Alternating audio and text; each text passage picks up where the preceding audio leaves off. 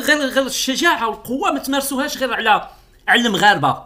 الا كنتي متمكن من داك المنتوج ديالك انك كتبيعو مثلا في المغرب هو كيدير غير درهم وانت درتي ليه 100 درهم، كون راجل وكوني امراه، لان راه المستثمرين فيهم رجالا ونساء.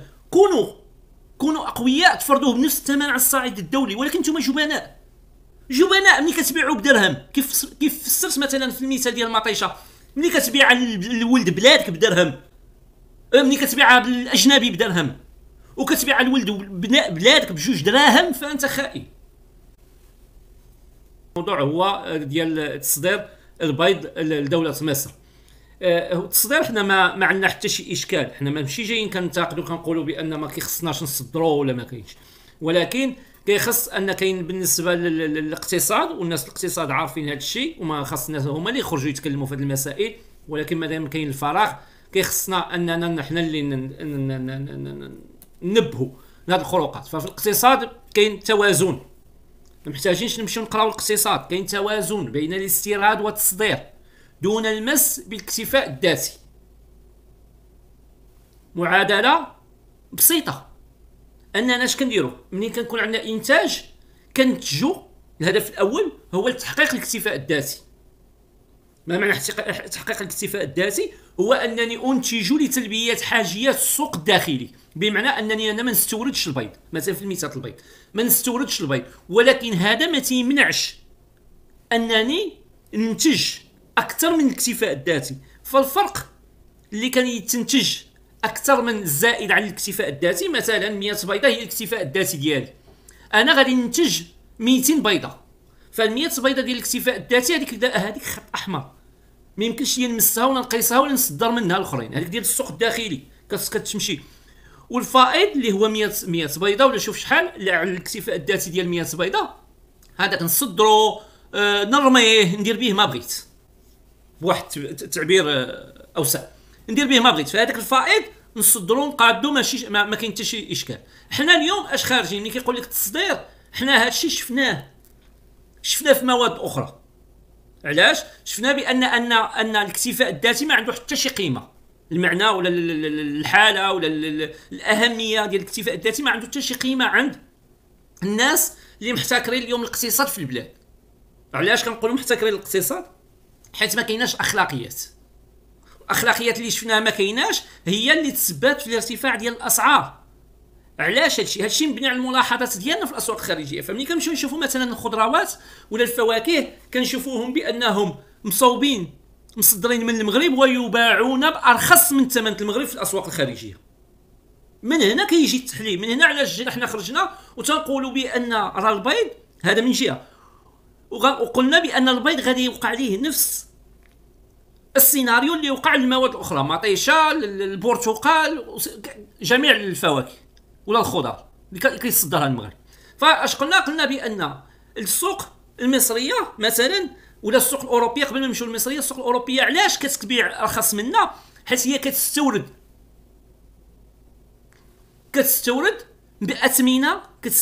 باثمنه اللي كتسمح ليها ان تحافظ على السعر ديالها المحلي. حنايا كيبيعوها لها رخاص، وداك الهامش اللي كيخليوه لها هي باش اللي ما يمكنش لها هي تزيدوا على المواطنين ديالها كيزيدوا علينا حنا بخضار اقل جوده. فمطيشه في العام هما مثلا كيخصهم يبيعوها ب 30 ريال كيبيعوها اليوم ب 10 ريال، في العام حنايا ب 20 ريال درهم مثلا كيبيعوها في السوق ديالهم بدرهم. المهم غير باش ما نعقدوش الحساب كيبيعوها حتى بدرهم المهم، وحنايا كيبيعوها لينا ب 40 ريال، بمعنى ان كيبيعوها لينا بداك الثمن باش كانوا هما باغيين يصدروها وما قدروش ياك، اللي هو 30 ريال، فكيبيعوها لينا ب 30 ريال، ولكن الاخرين كينقصوا عليهم 10 ريال كيزيدوها علينا، فكنصدقوا حنايا شارينها ب 40 ريال بجوج دراهم. والاوروبي مثلا الفرنسي ولا الاسباني ولا البلجيكي ولا هذا كيشريها بدرهم. فهمتوا؟ فقلنا بان راه نفس الشيء غادي. علاش؟ لان دوك كيستوردوا تيخافوا من الشعب ديالهم، تيخافوا من المواطنين ديالهم، لان هما اللي كيصوتوا عليهم، حيت الا ما احترموش القدره الشرائيه ديالهم ما غاديش يرجعوهم لبلايصهم، غادي يصوتوا على وحدين اخرين. حنا المنتخبين ديالنا واللي مشكلين اليوم البرلمان ماشي حنا اللي مصوتين عليهم، وحدين اخرين اللي عازلينهم. شكون هما؟ سيروا قلبوا عليهم، لانهم ما تيخافوش منا حنايا، حيت حنا ما عندنا عليهم حتى شي سلطه. دونك منين من هما تيخافوا؟ هما تيخافوا من هادوك اللي هما اللي عزلوهم في بلاصتنا وحطوهم مثلا في البرلمان. نتكلموا غير على البرلمان، ما نتكلموش على باقي المناصب. وحطوهم في البرلمان. اذا اش كيدير هوايا؟ هما اليوم يقومون بالتجويع ديالنا، ياك؟ بالتجويع ديالنا. وكل شيء كيقول لك في اخر المطاف كيقول لك اللي ما قدرتيش عليها ما تاخذهاش. واليوم لاش وصلنا؟ اليوم وصلنا للبيض. البيض هو اقل. ما قدرناش على اللحم، ما قدرناش على السردين، ما قدرناش على القطاني. راك شفتوا القطاني بشحال ولات؟ الحمص، اللوبيا، العدس، ما قدرناش عليها حتى هي سنتركها. اذا اش بقى؟ اذا العديد واحد الاغلبيه تعيشوا بالبيض. كيدير البيض ومطيشه، الا لقى مطيشه ولا غياكل البيض هكذا. البيض اليوم داير 30 ريال، ملي غنصدروه لمصر يقدر يوصل حتى ل 5 دراهم. هادشي كامل علاش حنا كنتكلموا عليه؟ حنا يبيعوه ب 30 ريال، يبيعوه ب 40، ولكن حنا كنشوفوا بان كاين استهداف ديال السلم الاجتماعي. هاد التجويع كامل اللي زعزعه الاستقرار تاع البلاد. راه ما كنفخوش ولا كنهولوا ولا شي وحدين قال لك نتشائم، بغاونا نشطحوا لهم هنايا ونديروا لهم الحفله ديال المنتخب الاولمبي. نديروا الحفله وقلنا لهم ما نقدروش نديروا الحفله تنتاكدوا واش غادي يعطيوه لفرنسا كما عطاوه ليها في قطر ولا شنو. بلا ما نزيدوا نتكلموا في هذا الموضوع، ولكن نتكلموا عليه من بعد. فلذلك فالبيض اليوم، البيض هو اللي بقى لتحت. شفتوا اللحم اللي الدوبل. لذلك فالبيض هو اللي باقي المواطنين. كاين شي وحدين تيقول لك راه العراس، ولكن هذوك غير دايزين. ولكن خاصنا ما ننساوش، كاين كيقول لك واه نزيدوا ولا هذاك هذاك الشيء غدماني العراس اللي كيستافدوا منه. لا، بركه من هذه النقاشات العقيمه. نقاشات العقيمه بحال اللي داروا لنا على الفيديو ديال العزل الطبي للوقايه من السيده. قال لك التاثير على الشباب ولا هذا. والشباب ربيه، الشباب واعي يحيد الهضره المدرسي، والشباب غادي يعرف على المخدرات. ما كتباعش المخدرات منتشره اكثر من العزل الطبي. مالكم ما خفتوا على الشباب؟ مالكم ما خرجتوا كتدافعوا على الشباب وكتوعيوا الشباب المخاطر ديال المخدرات؟ المخدرات اليوم تم التقنين ديالها وكتباع في الصيدليات. دارت شي حمله ديال التوعيه؟ واش دارت شي حمله ديال التوعيه؟ حنا اليوم ملي كنخرجوا كنقولوا الوقايه، تنقولوا الوقايه كيخرجوا يهاجمونا يقول لك غاس تشجعونا على الفساد. الفساد راه كاين، الفساد راه كاين. واش الفساد انا اللي دايرو؟ الفساد راه كاين. مادام كاين ارتفاع ديال النسبه، اذا منين جات هذاك الارتفاع؟ غتجي اما من الفساد، العلاقات الجنسيه، ولا انه كيجيبوا عباد الله من الدم، من التحقن ديال الدم، ولا غيجيبوه من السبيطارات ومن عند الاطباء واطباء الاسنان، ولا داروا شي عمليه جراحيه ولا شي حاجه اللي غيكون فيها اختلاط ديال الدم ولا ان الجسم غيتفتح.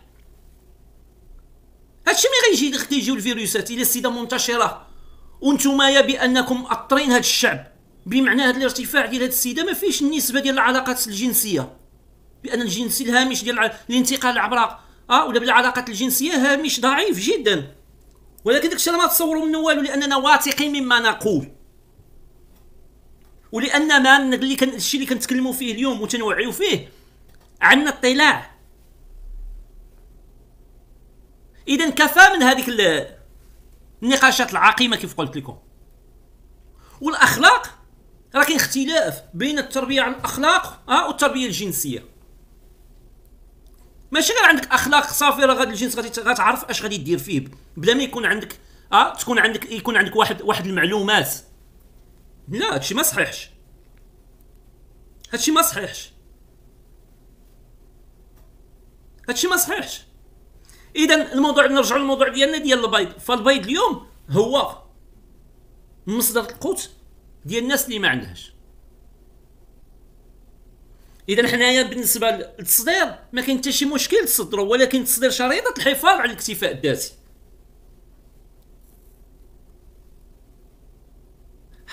شريطه الاحتفاظ على الاكتفاء الذاتي بمعنى ان الناس دوك المهنيين اللي كيصاوبوا البيض ما كيخصهمش يتسمح ليه، لان شكون اللي كيعطي لي رخص ديال التصدير؟ راه باش تصدر كيخصك رخصه، باش تعطي رخصه خاص يكون عندك انك كتساهم ان كاين اكتفاء ذاتي. والرخصه تعطى للناس اللي كينتجوا، اللي هما اللي كيمولوا، اللي كيعطيو للسوق الداخلي. وهادو اليوم هادو هما الخطوط الحمراء، هذا هو الامن الغذائي. هذا هو الامن. ما بقاوش الخطوط الحمراء هما المقدسات ولا هذه ولا هذا، لا، الامن الغذائي حتى هو من المقدسات، الامن الصحي من المقدسات. هادشي فاش كنقول لكم راه تغيرات. وهادشي اللي جا خرج قال السي احمد الحليمي. انا نقول لكم اش قال السي احمد الحليمي، عاد نرجعوا من بعد. اش قال على الاحصاء؟ قال بان المغرب، اسمعوا، حنا كنقولوا بانهم تيخربقوا هذا. الحليمي يصرح بان المغرب مغرب جديد اللي كنسميوه حنا هو مغرب ما بعد الاباده. غير باش تعرفوا راه غاديين، كلنا غاديين في نفس الطريق. هادشي تنقولوا لكم راه هو الواقع. كيقول لك مغرب جديد، ما كيبغوش يسميوه، حنا كنسميوه المغرب الجديد، كنسميوه مغرب ما بعد الاباده، اللي درنا ليه الانتقال من الحياه الطبيعيه الفاسده. الحياه الطبيعيه الفاسده هي اللي ها هو تيقول لك ياك، هاي درنا عليه تدوينه وقلنا اش قلنا بان الاحصاء. المهم قبل ما نقراو الاحصاء خليها سي يونس نكملها. دونك سي الحليمي اش قال بان المغرب الجديد يلوح في الافق. ماشي يلوح في الافق، حنا نعيش فيه، حنا انتقلنا ليه من الحياه الطبيعيه الفاسده، انه مغرب ما بعد الاباده. هو اللي كيتكلم عليه السي احمد الحليمي، انه مغرب ما بعد الاباده بالانتقال العلمي. يلوح في الافق بحلول الاحصاء والرؤيه اللي كنتكلموا عليها دائما، واللي تنقولوا لكم حنا من نهار بدينا.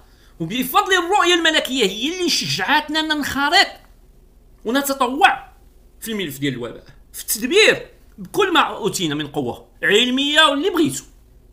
خرطنا رغم كل الصعاب، رغم كل المخاطر، رغم التهديدات اللي كان الهدف ديالها الحرمان ديالنا من بلادنا. ياك هادشي كامل ما ضربنا ليه حساب ومشينا ليه. فقال لك هذه الرؤيه الملكيه التي رسمت مسار التطور بالمملكه. الشيء اللي تنقولوا المغرب جديد يلوح ياك في الافق بحلول الاحصاء هنا اللي غنحللوا الاحصاء. اشنو غيجيب لينا وشنو باقي ناقصنا اليوم ناقصنا حاجه وحده. اشنا هي اللي ناقصنا اليوم؟ وهي التحقيق في الاباده. لان اليوم قلنا الاباده هي بحال الشكل، التحقيق في الاباده بحال الشكل ديال المصالحه مع سنوات مع خروقات سنوات الرصاص. نفس الشيء، كوارث افتعلوها الاحزاب اللي تعطيل النمو ديال البلاد بالمحو ديال التنميه عوض التركيز على محو الاميه. الاحصاء اذا لا الاحصاء وكان كل شيء غادي بالصح، الا كانت الهضره اللي كيقول السي احمد الحليمي صحيحه، فالاحصاء غادي يعطينا الدليل. الا كانت الهضره ديالو صحيحه، حنا ما كنعرفوهمش، ما نشكوش في النوايا ديالو، ولكن كنطرح الاحتمالات والواقع الايام ستثبت. اذا كانت الهضره اللي قال السي احمد الحليمي صحيحه، فالاحصاء خاصو يجيب لينا الدليل ديال الاباده، ديال الحرب البيولوجيه، ديال الخردات التي تستهدف الحياه والصحه ديال المغاربه، ديال الخروقات الاخلاقيه اللي تمارست في المستشفيات، اللي تمارست في البرلمان بالصمت، مؤامرات الصمت، الخروقات اللي تمارست باننا كنا كنفرقوا في الجوازات وكنستهدفوا غير الهوامش والناس الضعفاء اللي ما فحالهمش، بينما الاقوياء اللي عندهم الفلوس كيشريو الجواز وما كيديروش الخرده.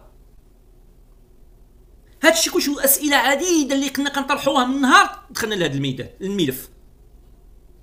الاحصاء من شأنه الاجابه على جميع التساؤلات ديالنا. الاحصاء من شأنه يفضح بانه شكون اللي خاطئ وشكون اللي مع الوطن وشكون اللي ضد الوطن. الاحصاء من شأنه يفضح الخونه ديال الداخل. احصاء من شأنه يفضح المؤامرات ديال اصحاب المراجعات الانقلابيه، ديال اعداء الملكيه اللي يقومون الى يومنا هذا بالتجويع ديال المغاربه. حنا بالنسبه للبيض تنقولوا هاي يلا كيفكروا يلا كيبلانيو. احنا خرجنا قلنا اليوم بان الاكتفاء الذاتي ديال السوق المحلي خط احمر، بمعنى ان ثمن البيض ما يرتفعش. حنا نطالب بمراجعه اسمينه اخرى ديال الضروريات، وديك الساعه الشيء الاخر اللي ماشي ضروري زيدوا ديروه بمليون نتوما الكيلو، ولا ديروه بمليون الحبه، ولا شوف سيروا ديروه بالثمن اللي بغيتو.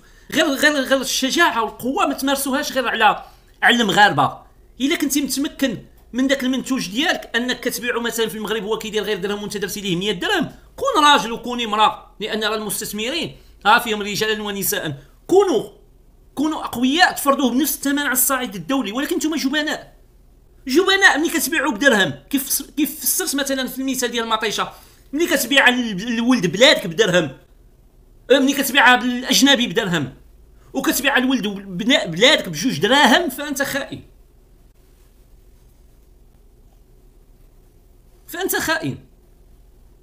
يلا ورونا العضلات ديالكم على الصعيد ديالك. اليوم سوق العالم تفتح وتصير قريه انتهى ولا سوق واحد، وبيعوه بهذاك الثمن نيت، باش نيت الثروه ديالكم تكبر اكثر. ما تكبرش غير على من جيوب الفقراء، من جيوب الضعفاء، من جيوب الشرفاء الوطنيين.